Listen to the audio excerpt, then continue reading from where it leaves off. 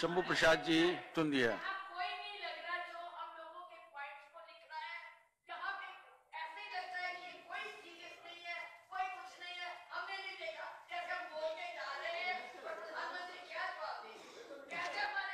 Ministers are there. नहीं है यहाँ पे।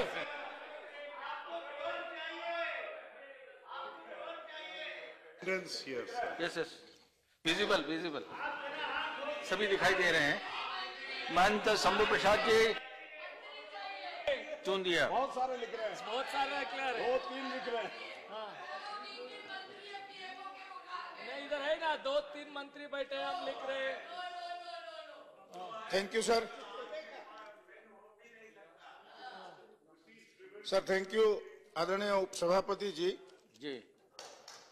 महामहिम राष्ट्रपति जी ने संसद के दोनों सदनों की संयुक्त बैठक को संबोधित करते हुए भारत के आदरणीय प्रधानमंत्री श्री नरेंद्र मोदी जी के कुशल नेतृत्व वाली भाजपा सरकार द्वारा एक सशक्त भारत के निर्माण की दिशा और दशा के संबंध में उठाए गए क्रांतिकारी कदमों की जानकारी हमें दी, जिसमें किसानों, महिला, युवा वर्ग और गरीबों के लिए जो योजनाएं रखी गई वह बहुत ही उत्साहवर्धक है और ये अत्यंत ही सराहनीय है, क्योंकि इसमें सबके साथ और सबके विकास की जो मूल मंत्र बना करके उसको सकारात्मक ढंग से सार्थक करने का प्रयास दिख रहा है। माननीय उपसभापति जी, वैसे तो अनेकों दिशा से सभी क्षेत्र के विभागों में बहुत ही सराहनीय एवं विकासशील बातें आई है, मगर मैं सर सभी बातों पर जाना नहीं चाहता हूं। मैं सिर्फ और सिर्फ गरीब, दलित, पीड़ित और शोषित, वंचित एवं श्रमिक वर्ग से जो जुड़ी हुई बातें हैं उस विषय पर ज्यादा ध्यान देकर के उसकी संदर्भ में बात करना चाहता हूं।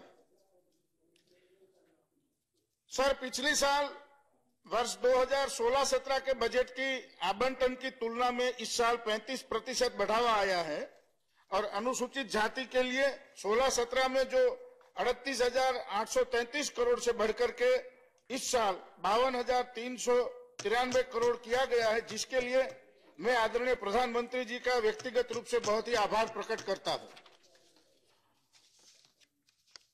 सर, कल के महामहिम जी के अभिभाषण के प्रति अपनी बातें रखते हुए इस सदन के कुछ सदस्यों ने अपनी बातें रखी थी, जिसमें खास करके आदरणीय शरद जी और आदरणीय सीताराम जी ने बातें रखी थी कि दलितों के लिए, वंचितों के लिए, पिछड़ों के लिए इस अभिभाषण में कहीं पर कुछ नहीं है। तो सर, मैं ये सदन में मेरी बात कुछ रखना चाहता हूं कि पिछली 2.5 साल की आदरणीय प्रधानमंत्री नरेंद्र मोदी जी की नेतृत्व वाली सरकार ने पहली बार 70 साल के बाद, आजादी के 70 साल के बाद पहली बार इस देश को ऐसा प्रधानमंत्री मिला जिसने ये कहा कि मेरी सरकार जो है वो गरीबों को समर्पित है। और पहली बार किसी प्रधानमंत्री ने आकर के हमारे आदरणीय पंडित दीनदयाल जी की जन्मशती के उपलक्ष्य में पहली बार इस वर्ष को हमने घोषित किया है, गरीब कल्याण वर्ष के रूप में मनाने के लिए घोषित किया गया है। तो सर, इसके उपलक्ष्य में जो 2.5 साल के अंदर जितने भी काम किए हैं आदरणीय प्रधानमंत्री नरेंद्र भाई मोदी जी के नेतृत्व में चलने वाली इस सरकार ने दलितों एवं पिछड़े वर्गों के लिए जो योजनाएं रखी है और खास करके दलितों के मसीहा और पूरे विश्व के रत्न गिने जाने वाले आदरणीय डॉक्टर बाबा साहब भीमराव आम्बेडकर के उपलक्ष्य में बहुत ही बातें आई है, मगर पिछले 2.5 साल से जो हुआ है मैं यहाँ उसका उल्लेख करना चाहता हूं कि शिक्षा भूमि लंदन में भारत के प्रधानमंत्री आदरणीय नरेंद्र मोदी जी के मार्गदर्शन में लंदन के 10 किंग हेनरीज रोड में इमारत को खरीदा गया, वहां भव्य स्मारक बनाने की बात रखी गई है। सर, ये पहले भी हुआ था, ये पहले कांग्रेस शासन काल में इमारत को बेचने का समाचार निकला था, परंतु कांग्रेस ने इसको खरीदने का प्रयास नहीं किया और भारतीय जनता पार्टी की सरकार ने पहली बार इसको खरीद करके वहां भव्य स्मारक बनाने की बात की है। और वो खरीद कर वहां स्मारक बनाने के बाद में यहाँ से वहां जाने वाले पिछड़े वर्ग के जितने छात्र हैं उनकी आवास की व्यवस्था और उनके वहां रहने की व्यवस्था करने का बंदोबस्त आदरणीय प्रधानमंत्री जी ने किया है। सर, दूसरा बात मैं रखना चाहूंगा कि सिक्का भी जारी किया डॉक्टर बाबा साहब आम्बेडकर, भीमराव रामजी आम्बेडकर की 125वीं जन्मशती के उपलक्ष्य में यहाँ 125 रुपया एवं 10 रुपये के सिक्के जारी करवाए गए। डाक टिकट डॉक्टर बाबा साहब आम्बेडकर के नाम से जारी करवाया गया और डॉक्टर आम्बेडकर प्रतिष्ठान के माध्यम से दिल्ली के 15 जनपद स्थित डॉक्टर आम्बेडकर प्रतिष्ठान का शिलान्यास खुद स्वयं आदरणीय प्रधानमंत्री नरेंद्र मोदी जी ने करवाया और अंतर्राष्ट्रीय स्तर का अध्ययन केंद्र बनाने के हेतु से 200 करोड़ रुपया का प्रावधान करके डॉक्टर बाबा साहब आम्बेडकर को सच्ची श्रद्धांजलि अर्पित करने का प्रयास किया गया है सर। और आगे चल करके बात करूं तो चैत्य भूमि महाराष्ट्र में चिंचोली नागपुर में और हमारे गुजरात से खास करके मैं आता हूं तो बड़ौदा में, जहां पर डॉक्टर भीमराव आम्बेडकर को महाराजा सयाजीराव गायकवाड़ ने, बड़ौदा के नरेश ने सब्सिडी देकर उनको स्कॉलरशिप देकर के पढ़ाई के लिए जब भेजा, पढ़ाई करने के बाद में उन्होंने वहां काम करना शुरू किया, तब कुछ उनको ऐसा अनुभव हुआ जो अनुभव के आधार पर उनको संकल्प हुआ कि मैं मेरे समाज के लिए काम करूंगा।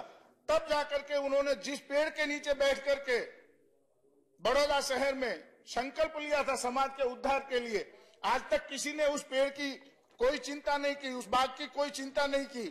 और आज उस संकल्प भूमि जहां पर डॉक्टर भीमराव आम्बेडकर को दलितों के उत्थान के लिए काम करने का संकल्प जहां से लिया था, वहां डॉक्टर बाबा साहब आम्बेडकर के नाम से गुजरात की सरकार ने 125वीं जयंती के उपलक्ष्य में गुजरात सरकार ने 125 करोड़ रुपए का प्रावधान करके वहां पर बहुत ही बड़ी संकल्प भूमि का वहां एक स्मारक बनाने का संकल्प रखा गया है। और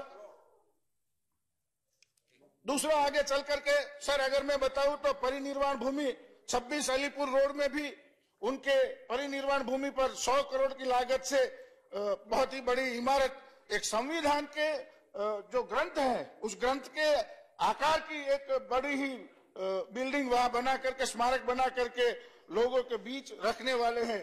सर ये कल बातें बता रहे थे कि दलितों के लिए कुछ नहीं किया गया है, मगर मैं ये कह रहा हूं यहाँ मैं जितनी बातें करूं कम लगती है। मैं अगर इसके पूरा संदर्भ लेकर के बात करूं तो बहुत ही समय निकलेगा सर। हाँ सर, ये संविधान दिवस पर पहली बार डॉक्टर बाबा साहब आम्बेडकर के नाम से 2 दिन तक चर्चा रखी गई और उसमें आदरणीय प्रधानमंत्री ने घोषणा की थी कि डॉक्टर भीमराव रामजी आम्बेडकर के नाम से हमने पंच तीर्थ का निर्माण किया है। ये जो मैंने जो शिक्षा भूमि लंदन, चैत्य भूमि, संकल्प भूमि, परिनिर्वाण भूमि, ये सब भूमि में वहां सरकार की ओर से पहली बार 100, 200 करोड़, 125 करोड़ का प्रावधान करके वहां स्मारक बना करके सही रूप में डॉक्टर भीमराव रामजी आम्बेडकर को श्रद्धांजलि अर्पित करने का प्रयत्न भारतीय जनता पार्टी आदरणीय नरेंद्र भाई की सरकार ने किया है। सर दूसरा मैं कहना चाहूंगा कि एट्रोसिटी एक्ट पास करने के लिए भी उसमें प्रावधान लाए गए हैं। हमारे आदरणीय मंत्री जी बैठे हैं, सोशल वेलफेयर के मिनिस्टर, तो उन्होंने भी उस समय जो एक्ट में संशोधन करने के बिल पास करवाया गया ताकि ये दलितों का जो एट्रोसिटी का एक्ट है वो उसमें खास कड़ा बंदोबस्त हो सके और उसका परिपालन भी हो सके। सर दूसरी बात मैं कहूंगा कि देश में राज्यपाल कहीं बनाए गए हैं मगर एससी वर्ग में से कभी नहीं बनाए गए थे। पहली बार आदरणीय रामनाथ कोविंद जी को राज्यपाल के रूप में बिहार भेजा गया और पहली बार इंडिया में ऐसा हुआ कि किसी एक दलित को राज्यपाल बनाया गया है। सर दूसरी बातें बहुत है, दूसरी बातें करूंगा। मुद्रा बैंक के माध्यम से गरीबों को, छोटे उद्यमियों को 15 लाख रुपया देने की ऋण व्यवस्था करी गई है।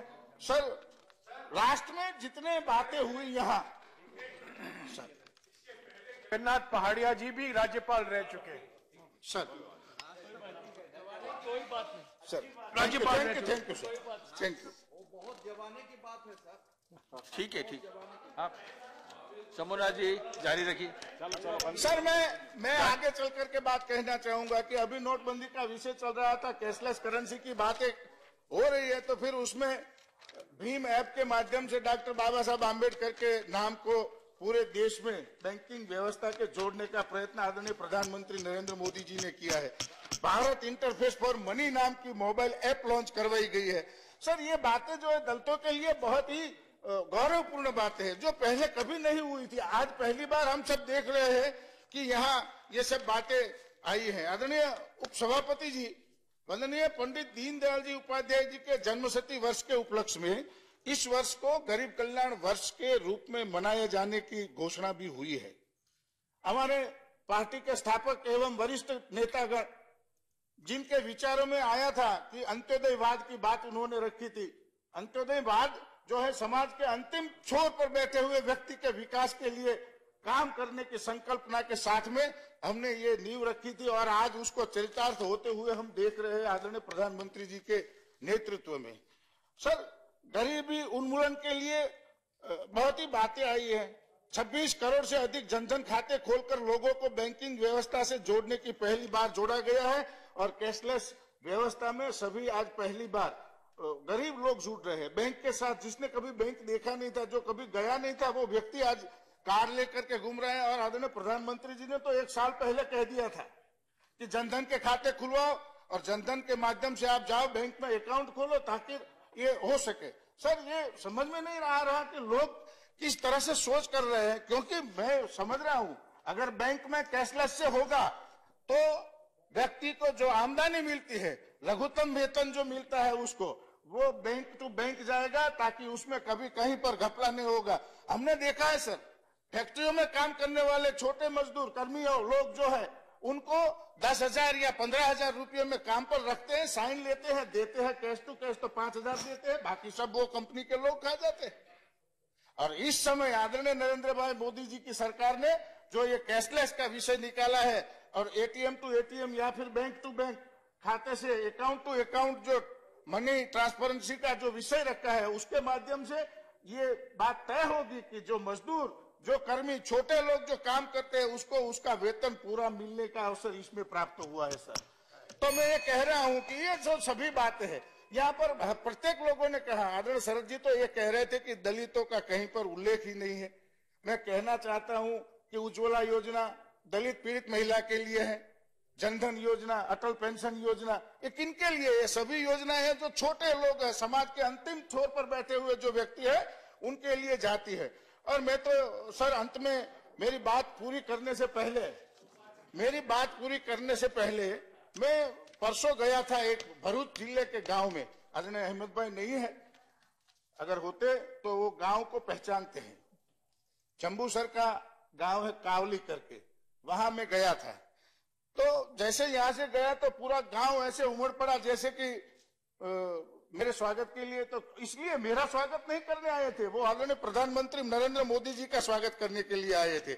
उनके मन में भावना ये थी। और उस समय वहां भरूच जिले में उस भीड़ में कुछ मुस्लिम बिरादर भी थे। और सही में कहता हूं, और कावली गांव लिख लीजिए आप, कावली जम्बूसर तहसील डिस्ट्रिक्ट भरूच, उसमें एक मुस्लिम बिरादर ने आकर के मुझे बताया कि पहली बार हमें ये महसूस हो रहा है कि किसी को हमारी चिंता है। पहली बार ऐसा लग रहा है और पहली बार ऐसा शांति का माहौल हमने 10-15 साल से यहाँ पर देखा है। और उसने खुश होने की ही बात है, गौरव की बात है। उसने ये कहा कि ये अंधियारे गलियारे जो पड़े थे, वहां एक सूरज निकला है। 1 सदी पहले, 2 सदी पहले एक नरेंद्र नाम का सूर्य जाकर के विलायत की भूमि पर, शिकागो की भूमि पर एक संदेश दे आया था। आज यहाँ दूसरा एक नरेंद्र निकला है जो पूरा सूर्य उदित हो चुका है। और उसके लिए उस मुस्लिम बिरादर ने जो पंक्ति कही थी आदरणीय नरेंद्र मोदी जी के लिए, मैं उस पंक्ति को कह करके मेरी बात खत्म करूंगा। उसने कहा कि है अगर हिम्मत तो अंधेरे में आकर के मिला करो, धूप में तो कांच भी चमका करते हैं। और उसने कहा कि ये अंधियारे गलियारे को उजियारा करने के लिए जो आपकी सरकार ने जो काम किए हैं उसकी सराहना करते हैं। और आदरणीय उपसभापति जी, आपने मुझे अवसर दिया बोलने का, महामहिम जी के संभाषण पर बोलने का अवसर दिया, उसके लिए आपका धन्यवाद प्रकट करते हुए, हमारे पार्टी के वरिष्ठ नेताओं का धन्यवाद प्रकट करते हुए मैं मेरी बात को समाप्त करता हूँ। धन्यवाद। सारू छे।